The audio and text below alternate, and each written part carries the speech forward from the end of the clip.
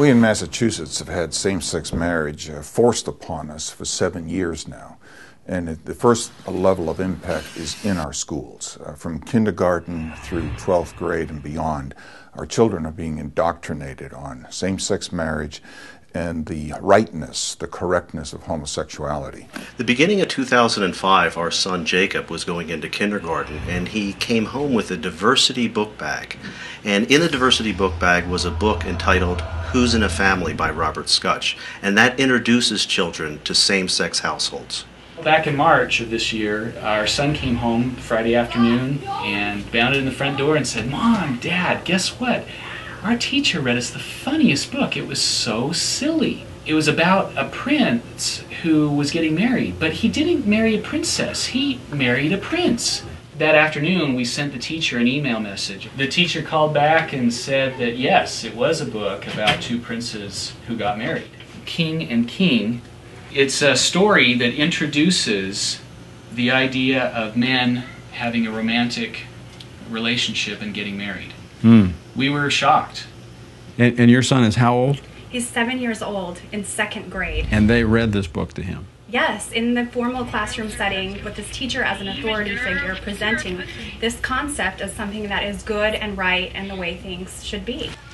After the diversity book bag came home, we realized that the intention of the administrators and teachers was to affirm these relationships and gay marriage in the minds of children. When we went into the school, what we requested is parental notification when these issues are brought up by adults within the school, and the option to opt our child out of this type of indoctrination. And then she said, well, she had checked with the administrators and they had said that this was not a parental notification issue. One of the reasons they give is they said same-sex marriage is legal in Massachusetts. Therefore, we can broach it anytime with your child. So when she would not acknowledge our parental rights in this area, we then went to our Judeo-Christian beliefs and our faith and said, well, you wish to affirm homosexuality to our son. You're presenting that which is sin as though it is not to our son, and we cannot allow that. To make a long story short, the accommodation they gave was to put me in handcuffs and send me to jail. And they were willing to handcuff a father and send him to jail. It was a 6x8 cell, filthy. But, you know, I felt I didn't have a choice at that point in order to fulfill my role and duty as a father.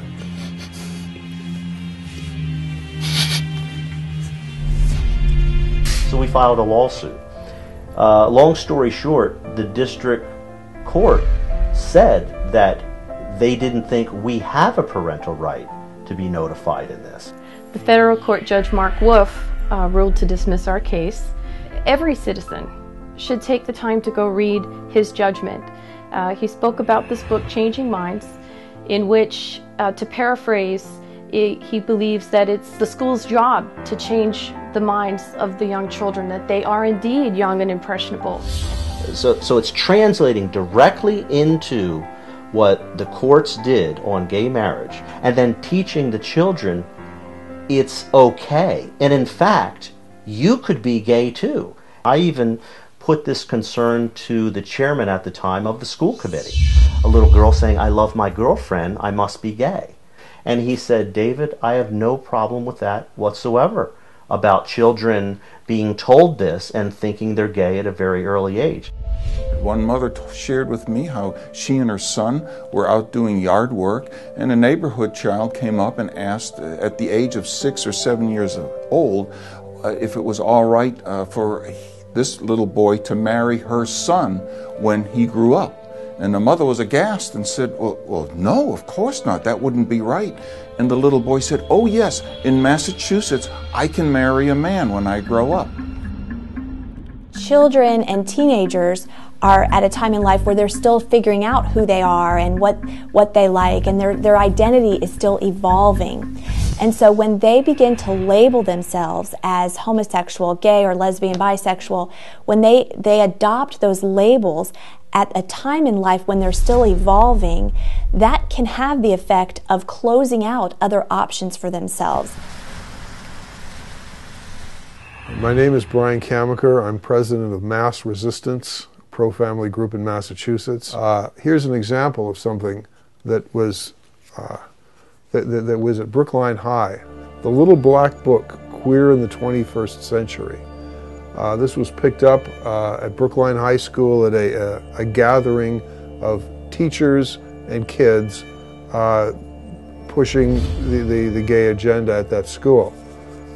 This is so disgusting that I can't really read it to you. It tells kids how to safely perform a variety of homosexual sex acts. It tells where you can meet other kids who are homosexual or homosexual men.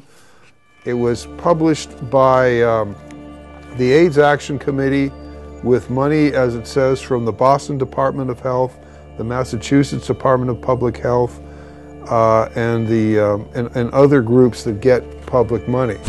The Holy Grail is same-sex marriage is legal, therefore you can't stop us from talking about it.